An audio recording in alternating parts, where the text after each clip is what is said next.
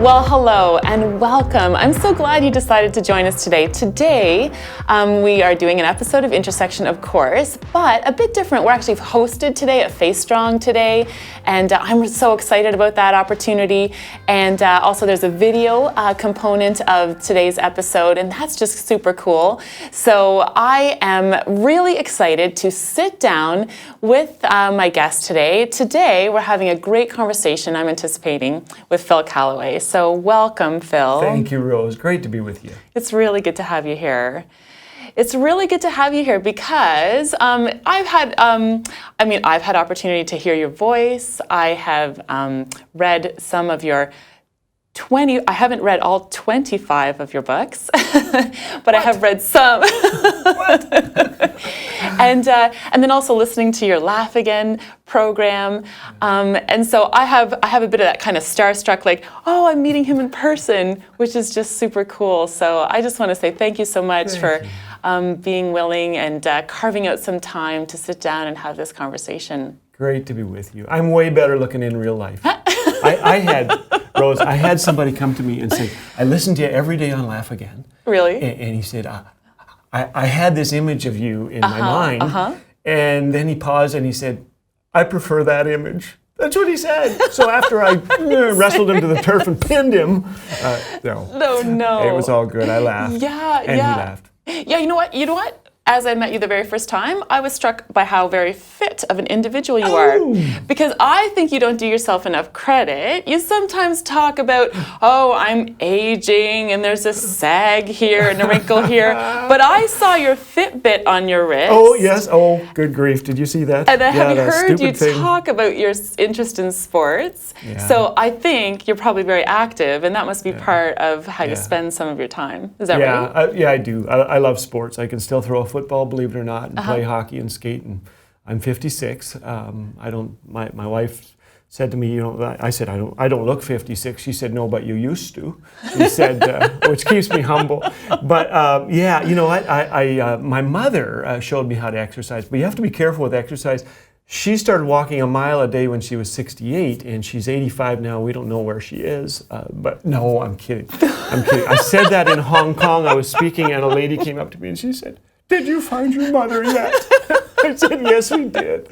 Oh, my goodness. But this Fitbit thing is crazy. I'm just going to, do you want one? Here, you have mine. My children wear those. Oh, they do? Yeah, I love those. I mean, for them, because it does keep them moving. It does, it gives them a little bit of incentive. And sometimes, this day and age, when screens are all the pull, and then we talk about like numbers on your Fitbit sometimes, or at least like, let's get up and unload the dishwasher, kind of the house chores that need to be done. But the Fitbit is a bit of an objective, how many steps did you get in today? And then if your goal is 10,000 and it's 8,500 and it's almost bedtime, and there you are, you're going like this indoors, you're cheating. Who are you cheating? You're cheating yourself. It's true, because it can count steps just with moving your arm. Anyhow, well, Phil, this is actually super cool to meet you. And one thing I anticipated and has already been checked off my box was I thought you were going to make me laugh. Okay. Oh, good. So, as you have many times when I've listened in on your program. So, listen, I just want listeners to know, and I'm going to run through a little bit of your bio, which I was able to read and discover. This is just very impressive. So, best-selling author of 25 books. Your writing has been translated into 7 languages. Your Laugh Again program airs on more than 60 radio stations in the U.S., in Canada, the UK, and Africa. You are the founding editor of Servant magazine, and Servant is now read in more than 100 countries. And your 5-part video series, The Big Picture, has been viewed in over 80,000 churches worldwide. That's a lot of numbers. Yeah. I know that you must have been introduced in an interview setting probably time and time again. This is not news to you. It's an amazing portfolio to me. But at the same time, I've met you now for a few minutes, and I know you to be already very approachable and easy to talk to. I want you to tell me, in spite of that description, or maybe in the context of that description, who you would say Phil Callaway is. heard somebody say, I'm just a nobody telling everybody about somebody who can change anybody. And I kind of liked that. No one is more surprised than me, with perhaps the exception of my wife. We never set out to do this. God can use anybody. And when I began to realize that I was getting all these phone calls to speak, and it scared me to death, I told my wife about it, and she said, God used Balaam's donkey to talk. He can use you, maybe. And so we laughed about that.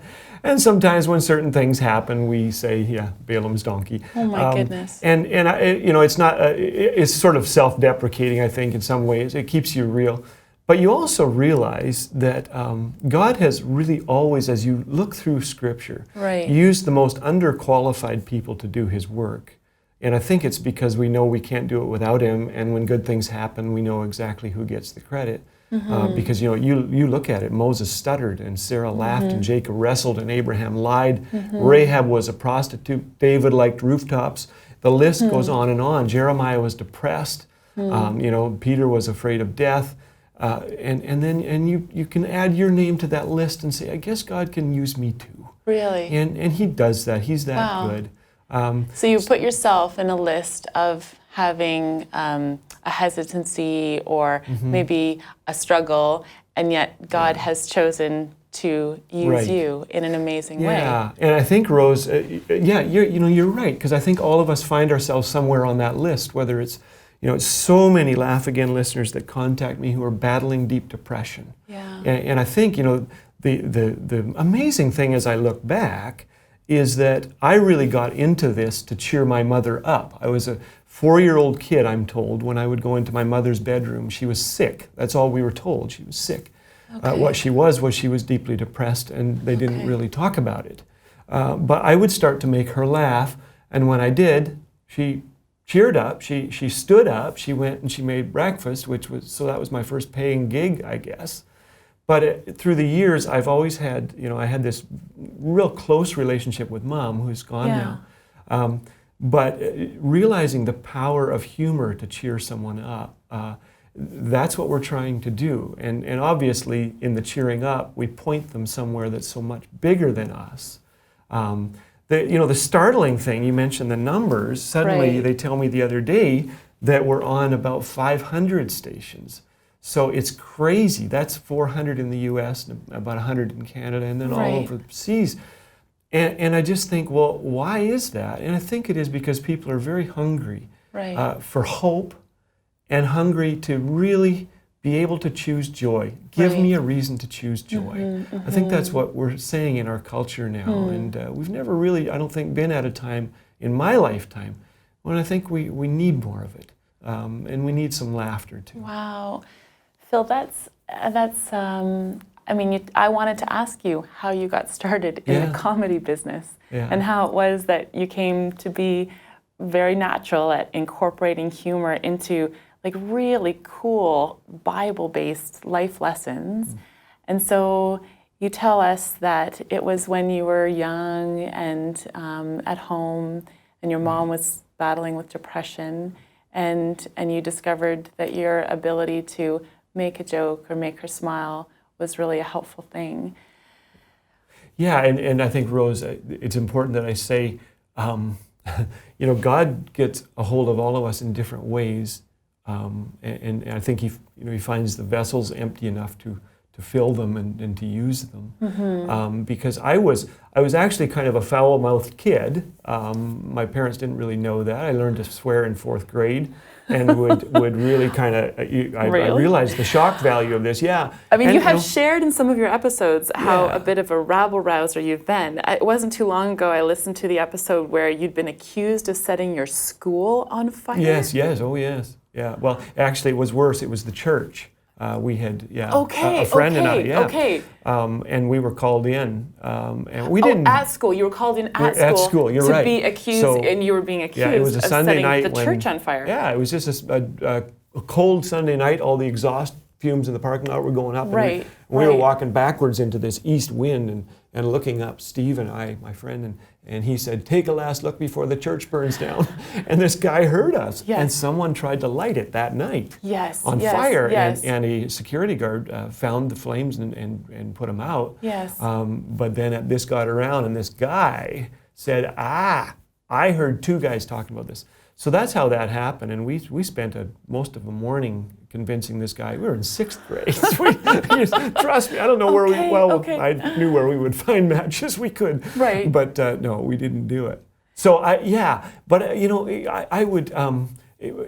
My mouth was a problem, and I realized early on the power of the tongue because I'd seen it. I was teased so much for being a skinny kid, and so I would turn my words around, and they could beat me up. But I could make them just wilt in front of other people. And so I realized the power of the tongue for great, great evil.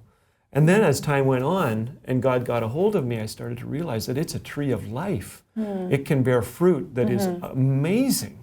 So here we are, with the program Laugh Again all these years later, and I'm seeing God's working in people's lives through words that we speak. And so each of us, today, whatever it is, I am doing this, Rose, because of one high school teacher, Mr. Al Beanert, who told me, you have a gift in the area of communication. Really? All the other teachers didn't, well, bless them, but they didn't know what to do with me. Really? And it was that one teacher? He did. That's what he said. He said, I want you in my class tomorrow. I was already in his English class. Okay. And he said, I want you in my communication arts class tomorrow morning. It's not too late in the semester to start.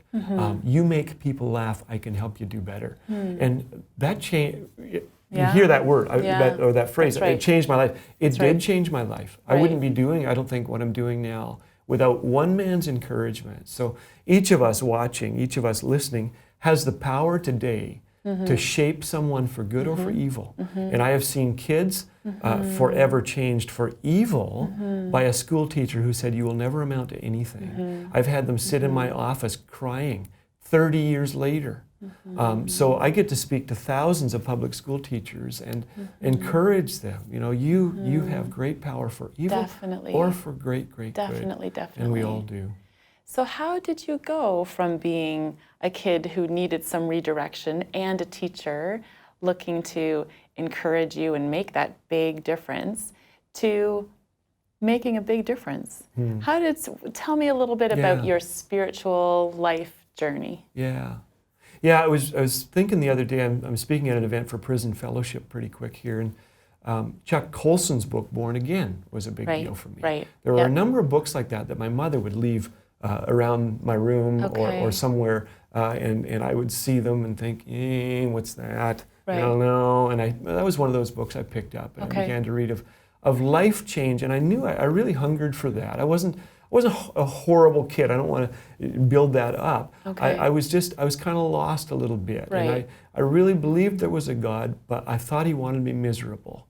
And I began to discover this God who absolutely loves us, loved us to death, death on a cross.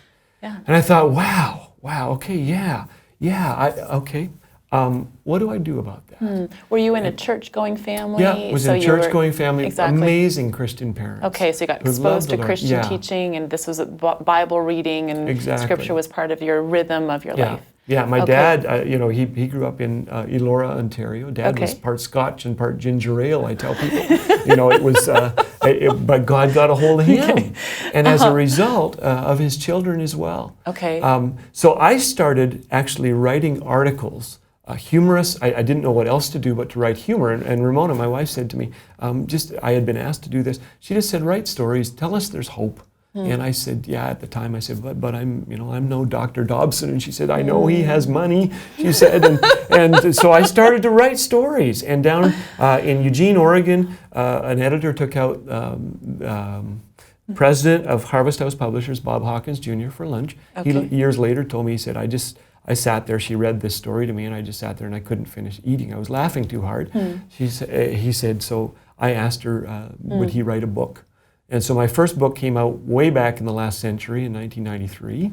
And just one after another, they kept asking me to write books. I think that was Honey, I Dunked the Kids. Yeah, that's what it was. Okay, and that was pre-movie Honey, I Shrunk the Kids? Yeah, it was right around that time. Yeah. So we weren't sued for that or anything. Okay, which is a fun, it was a takeoff on it, yeah. Okay. So fun titles, and then, you know, suddenly life kind of fell apart on me. I was the funny guy, and came home one day from work, and my wife was lying unconscious on the floor in a pool of blood, a large gash in her leg. She had fallen and hit a sharp corner on our bed, and she began having seizures, hundreds of them over time. And so, you know what, I guess at that time you realize laughter's great, but I've got to have something a little deeper here, or I'm not going to make it. You'd been married how many years at that point? We'd been married probably 10, 11 years. Yeah. And you had some children? We had 3 kids, Rose, yeah. Okay. Yeah. And as far as you all knew, your wife was very healthy, and no precipitant or trigger understanding that, and this was honestly how you discovered a seizure disorder that she had. She had actually called me. I came home. She called me on the phone, and she was completely lost. She didn't know where she was or what was happening, and then the phone went dead. And so I took off for home. And that's when I came in, and our kids were making their own breakfast in a stainless steel bowl. And Stephen, our eldest, he was 5, he said, "Daddy, is Mama going to die?" And I went looking for her and found her. So, you know, these things in all of our lives, to varying degrees, they bring us to a point of saying either I go one direction or I go another. And for me, the only direction I knew to go was on my knees to God and say, I need help. I mean, that's been my favorite prayer many times, is just simply help. So, you know, to make a long story a little shorter, in about 5 years it took before we got some help for her. But in that time, she was tested for Huntington's disease, which is in her family. Okay, I've heard you share that on some of your episodes. Right. Right, which is very scary because Huntington's disease is strongly genetic. It is. And so a few of her siblings, I think, three are of positive. them. 3 of them do. 3 of them have passed away from Huntington's. And she, you know, Ramona lost 5 family members, immediate family members in 1 year. And so, you know, I guess the reason I say this is that, you know, these, we say laugh again. It's not just laugh, it's laugh again. It's, can you come to a point in your life where you say, I so badly need joy.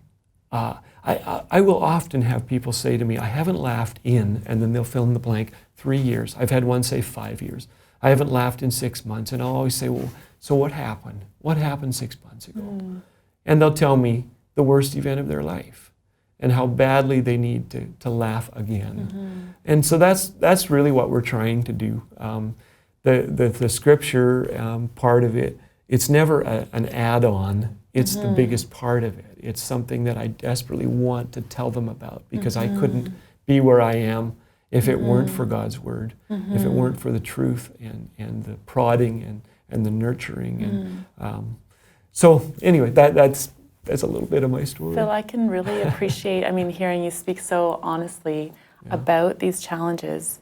So your wife did go on to have a diagnosed epilepsy. Yes. And how is she doing today? She's doing great. Yeah. She still loves me. She laughs at me. So she's on medication to control she seizures. She's you know, and which there was a time when unbeknownst to me she quit and started to have seizures again, and we later talked about it, and she just said, I don't like to be on medication. Well, there are side effects and sometimes unpleasant side effects to medications. And I said, you know what, the medication, it's God's gift to us. I know listeners out there who feel the same way. Oh, I wish I weren't. But the truth is, she wouldn't be alive without it. And so we thank God, and we just one step at a time. Right. So she just takes 1 or 2 pills a day, and she's doing right. well. And has a neurologist that she probably checks in with and follows up. Yeah. Wow. I'm glad to hear she's doing well. You've had some other challenges as well. You've mentioned your mom so much, and you said she's since passed away. There was preceding her passing away, she was diagnosed with dementia. How how did you experience that?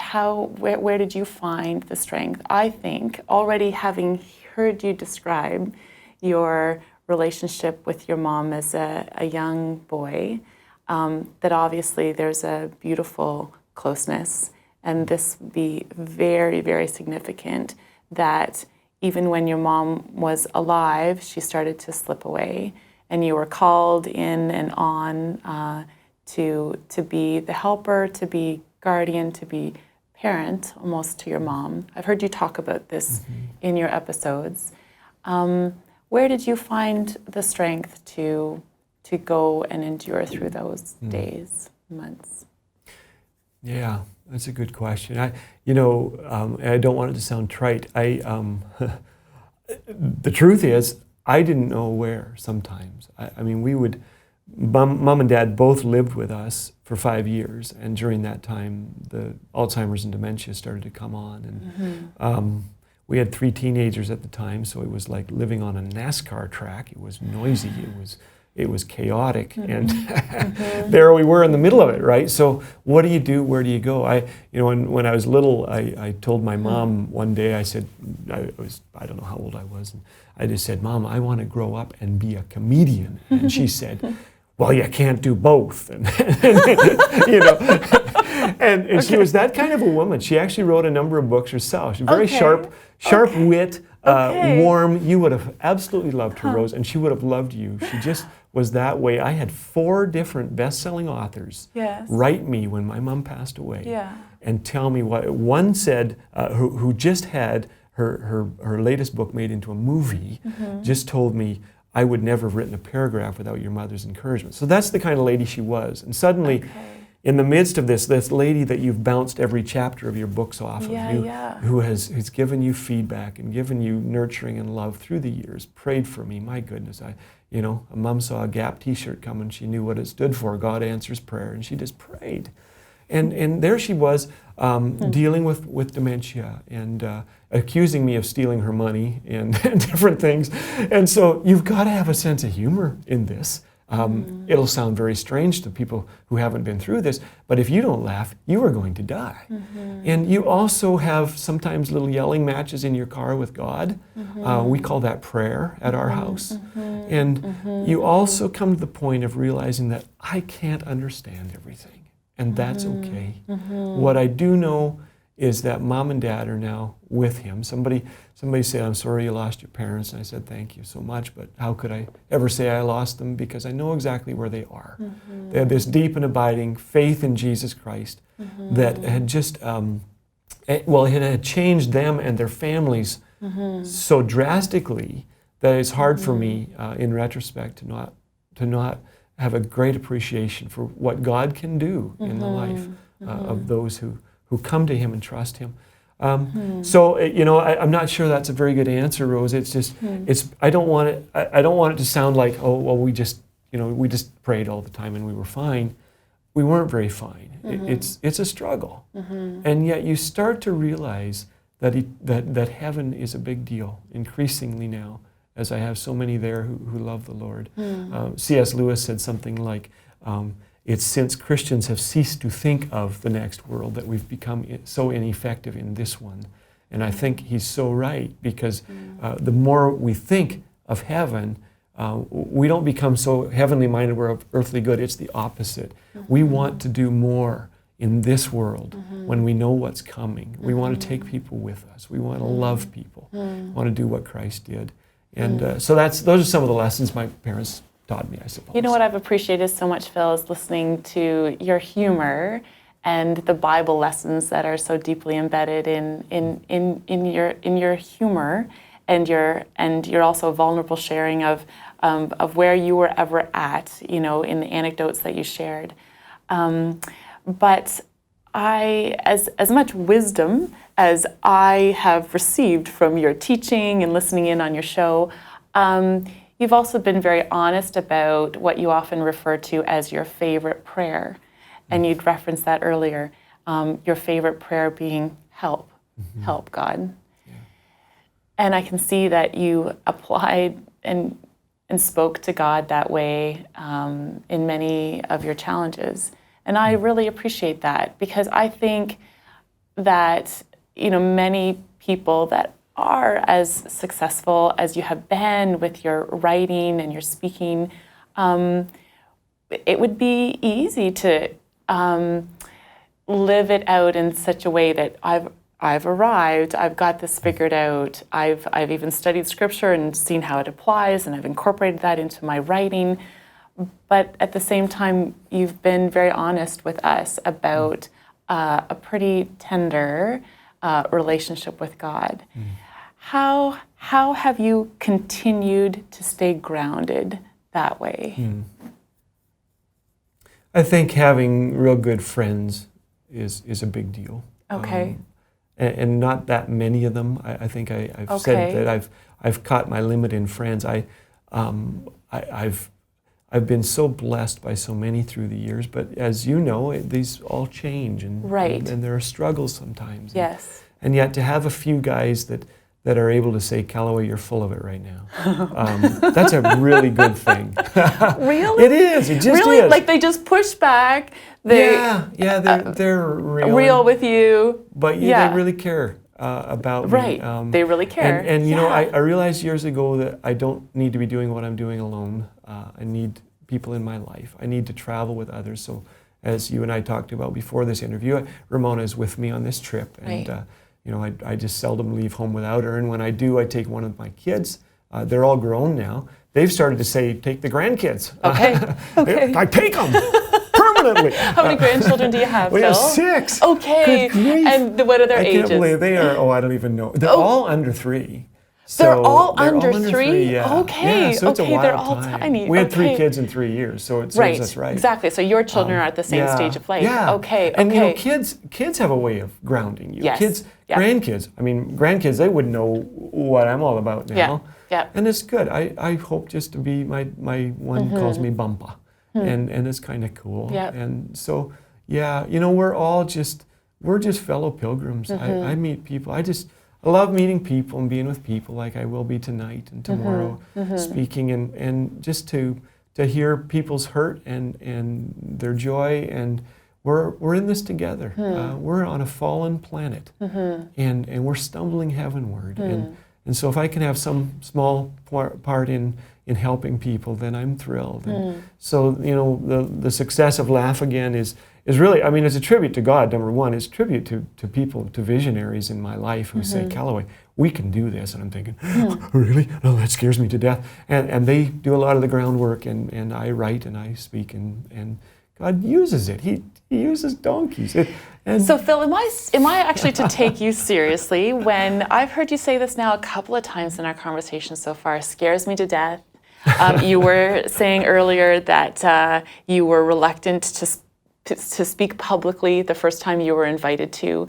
It sounds like there's an element of stage fright, performance anxiety that you've honestly, apparently struggled with. Talk to me about that, because it's certainly not how I perceived you.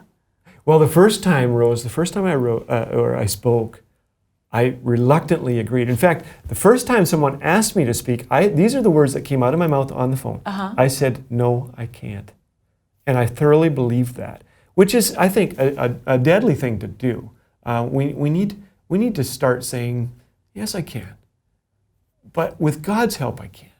And that's the difference, because I've seen Him use me to points where you just go, well, Lord, that can only happen when you're in it.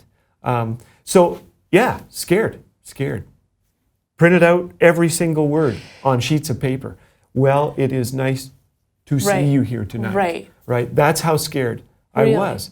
And it is, they say it's the number one fear out there. Yes, I have heard that. Yeah. But when you see so many, that's who is publicized as the ones who are doing it really well. Yeah. And so if you have any element of performance anxiety or stage fright, you really feel alone.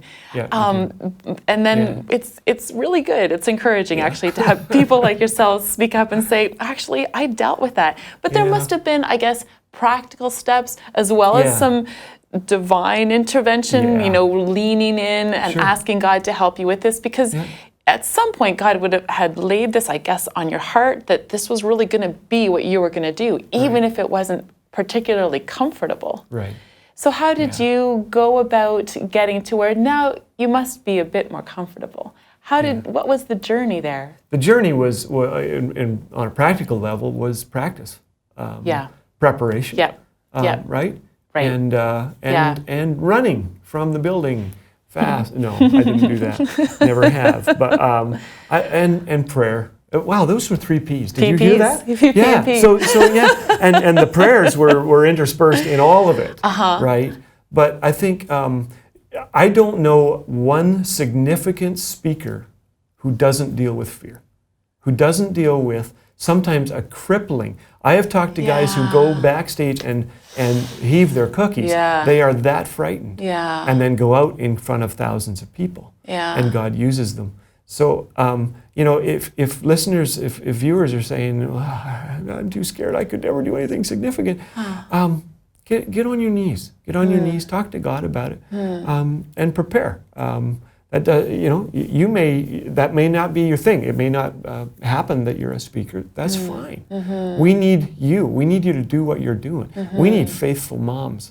We need guys who will, fix my sink. That is a great gift.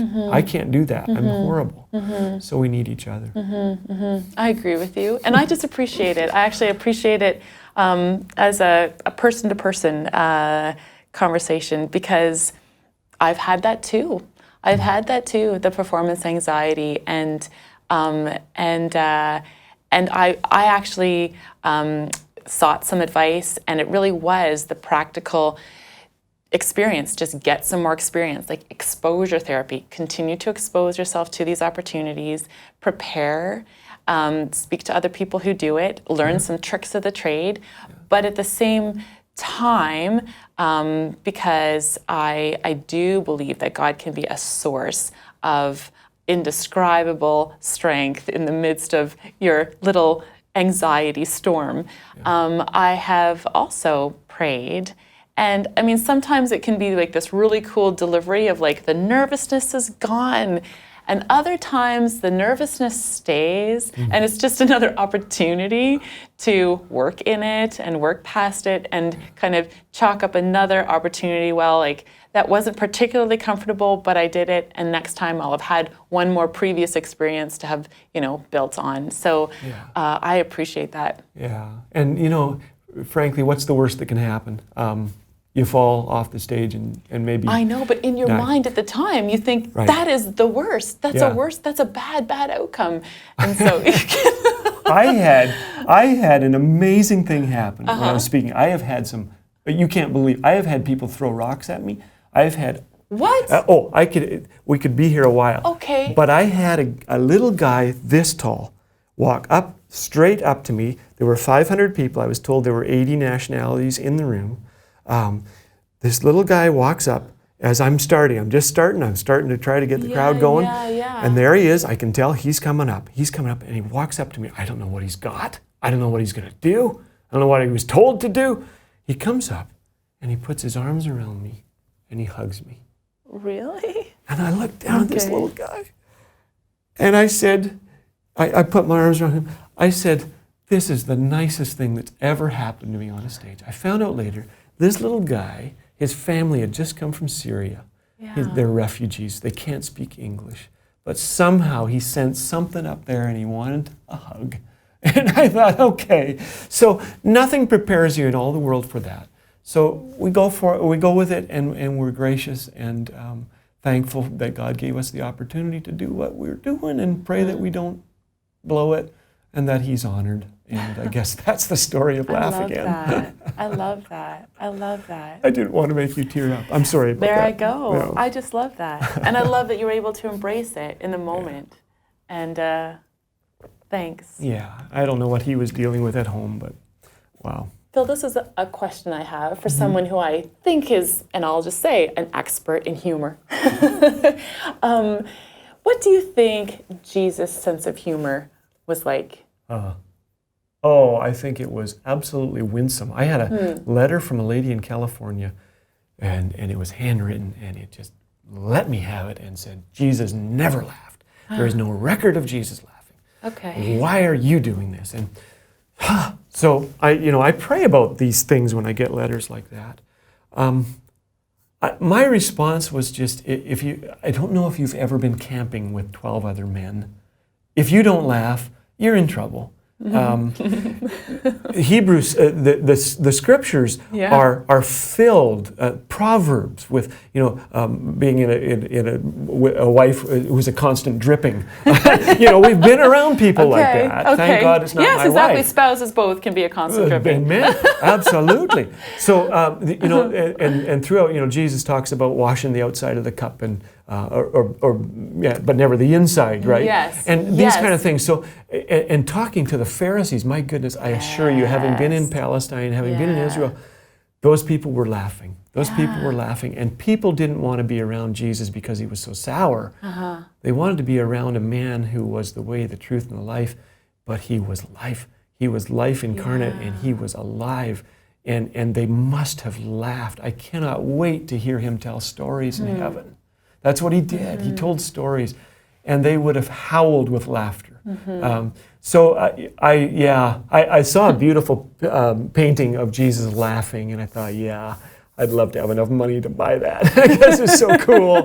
But he did, and he smiles. He made the likes of us. Yes. And he's got a great sense of humor. I think in the image that we've been created, there is that just that social phenomenon of laughter, bringing relationships a little bit closer. Right. And I've heard you describe it that way too. I think it can so oftentimes be the glue and the stickiness that we need. I mean, it seems to me, as you shared the challenges that you have been faced with, that you've still been able to maintain and be true to your ability to laugh. And I can see how that's a God-given gift in you. So that's so super cool. Phil, how do you handle criticism? I don't think you can be as public of a personality as you are and not be targeted with some criticism. I'm gonna share with you something. I full disclosure, I Googled you. Oh no! And Is so somebody mad at me? Wikipedia has a Phil Callaway page. Okay, oh boy. Yeah, and so there was, just a bit of your bio and your accomplishments, but then also, have you read your Wikipedia page lately? I don't know this stuff. No? What happened? So, you were described by Wikipedia as being someone whose work is primarily Christian, and that you base your humor on a religious message that, and here's the quotes, and the statement, whether you see it as criticism or not, I just wanted to hear your reaction, that you base your humor on a religious message that in the long run overshadows and lessens the comic message.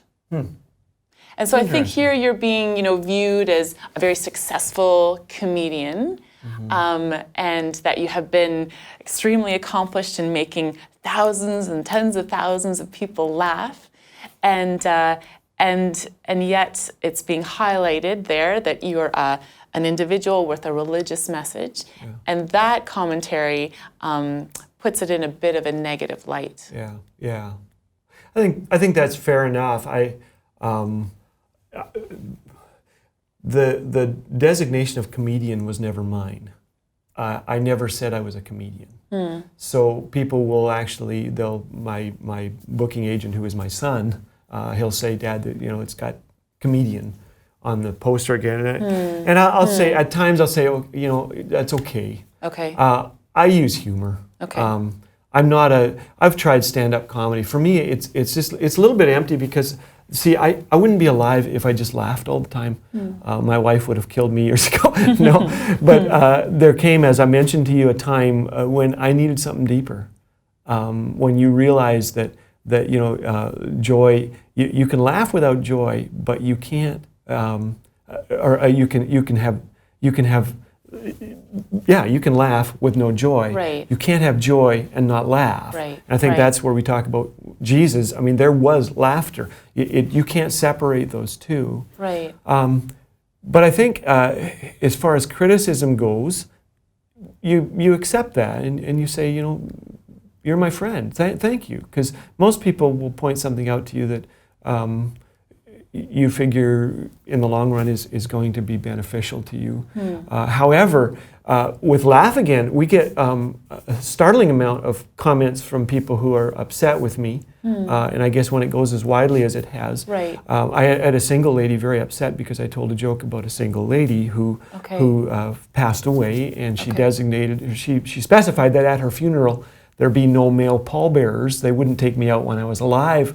I don't want them taking me out when I'm dead.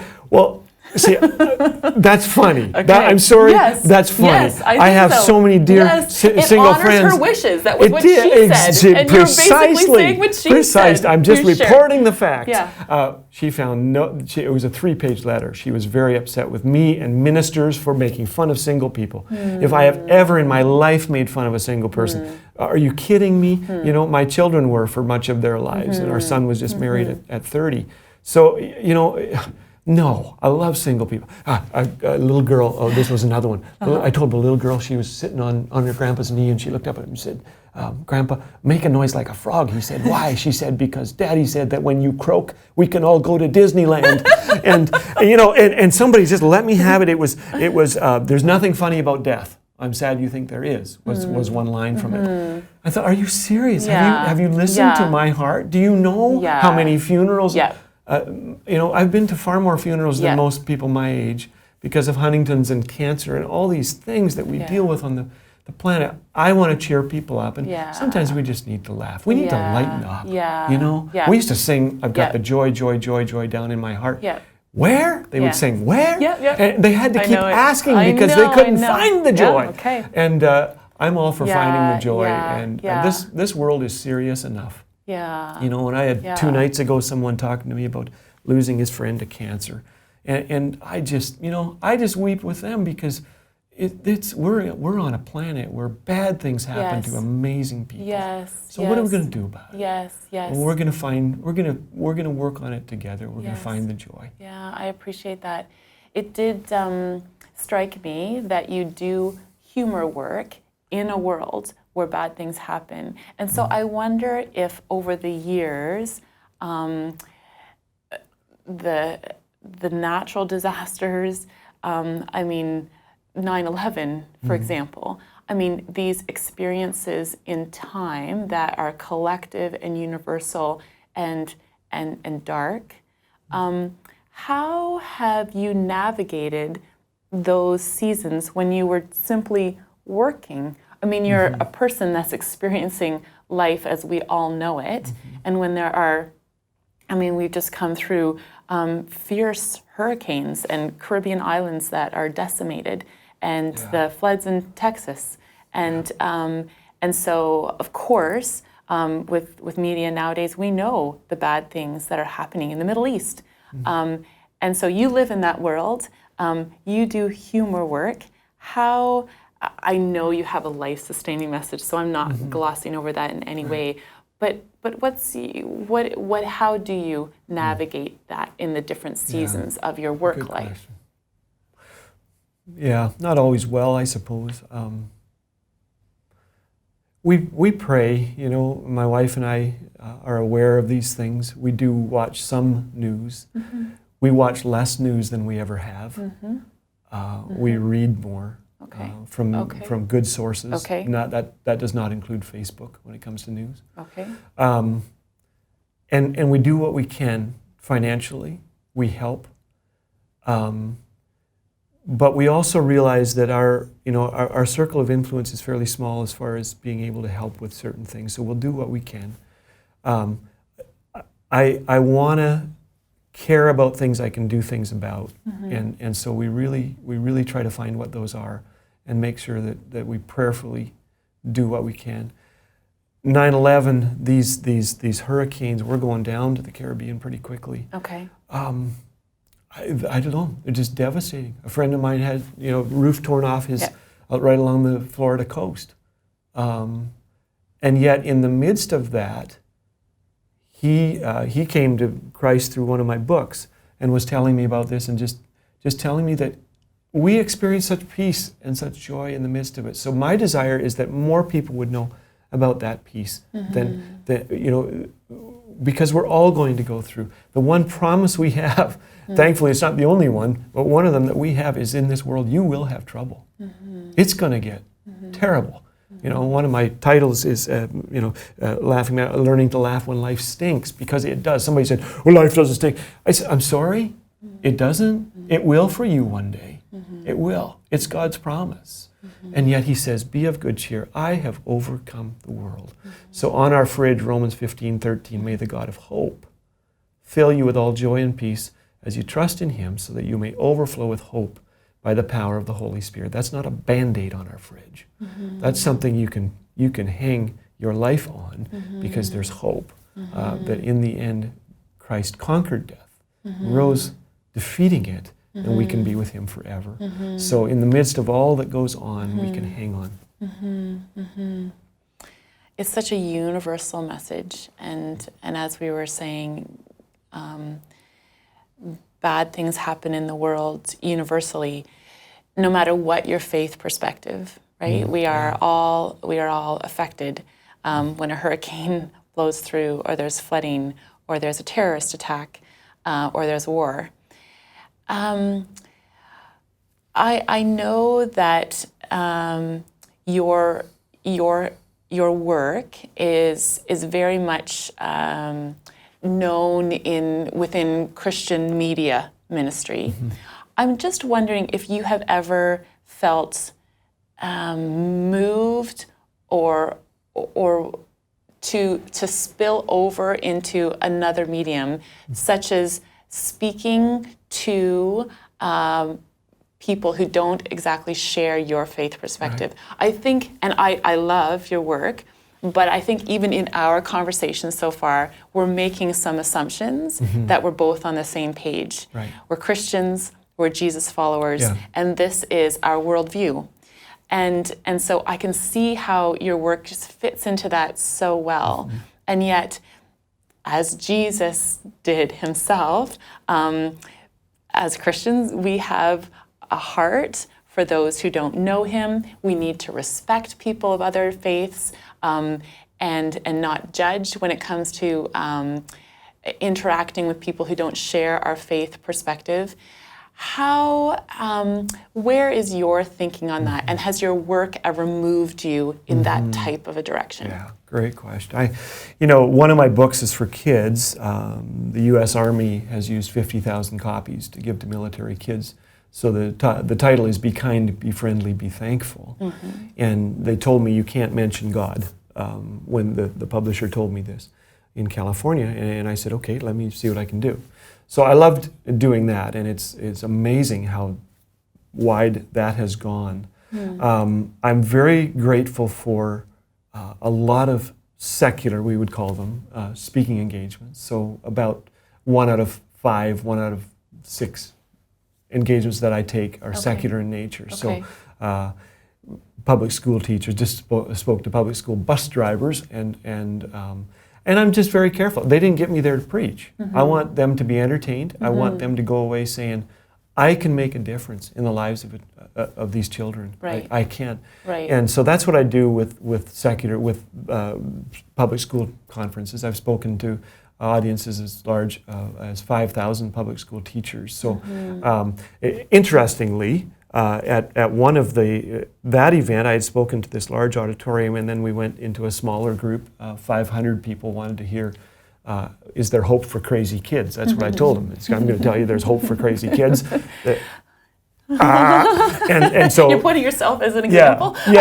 So I told my story, and 500 people showed up to hear that. And in the front are these dear Muslim ladies in the front, half dozen of them anyway, and sprinkled throughout. Obviously, are people, there would be believers in Jesus there. But suddenly, Rose, somebody raises a hand about halfway to the back, and Were you taking questions? Well, apparently I was, and I said, can I help you? And a lady just said, what religion are you? So as she said this, there is just a collective. She interrupted your speaking, put her hand up in the middle of the audience, and asked, what religion are you? So I said, I'm going to disappoint you. I said, I've tried religion and I'm really bad at it. I think what you're meaning is, but I said it, to me that's a list of rules, of do's and don'ts. And I said, I just have never measured up. I was not able to. And I said, I have a relationship with Jesus of Nazareth, and that has changed everything. And in that room, there was just a collective, And so to talk about Jesus is quite another matter. They don't get me there to talk about Jesus. But I assure you that by the time I leave, they know that I'm a follower of his. Because I tell stories of other people who are. I don't say, they are Jesus followers. I don't say that. I tell them about their faith in God. And when you tell someone about your sister-in-law who is down to 47 pounds from Huntingtons, she's passing away, and nurses wanted to be in her room because she cheers them up.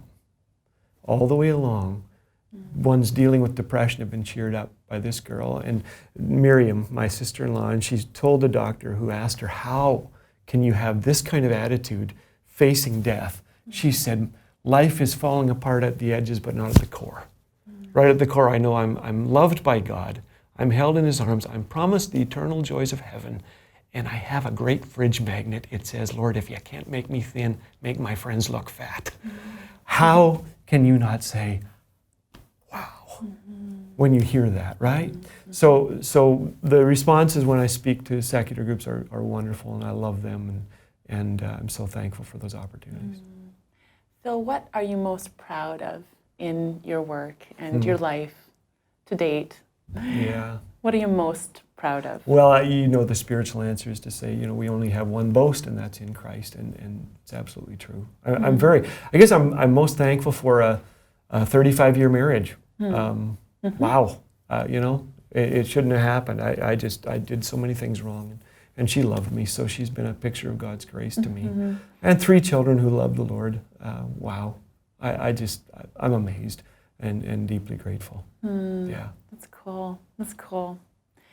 Thank you. I'm going to quote Wikipedia again because you had mentioned a definition of success, and it was you were going to define success as walking closely to Jesus, building a strong marriage, and performing meaningful work. And then I've also heard you say, more important, making memories over money. And I loved that and how you shared that. And so, and I see you doing that. And I really have appreciated this conversation. Thank you. I have too. We've done it in front of a camera. No, there was some cameras here. Who put those in here? I know, but it wouldn't have had to have been.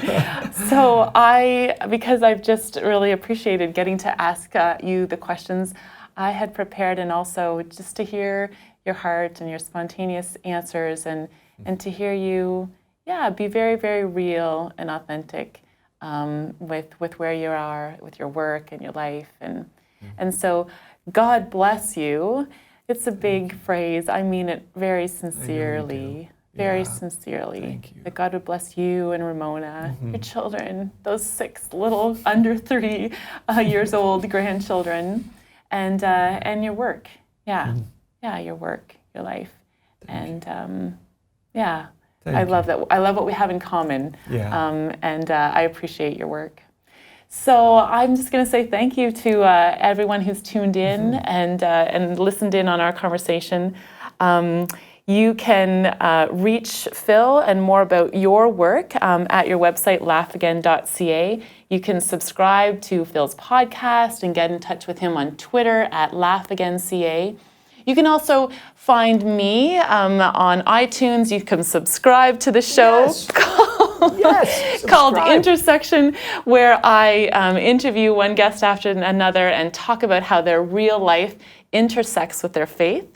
And so you can subscribe on iTunes to the show. You can also find me at my website, iwrzm.com. You can find me on Facebook. There I'm at Intersection with Rose. And I'd love to hear any of your feedback and what your thoughts are. And every once in a while, I invite you to share your story or share a guest opportunity of someone that you think would love to sit down with me and talk about their real life experience in the context of faith. And on my show, although Phil and I are both Christians, I often invite people of other faith perspectives to sit down and talk to me, and to be really respectful of each other's differences sometimes when it comes to faith perspective. And so we have all sorts of those episodes on the website and at iTunes. So tune in.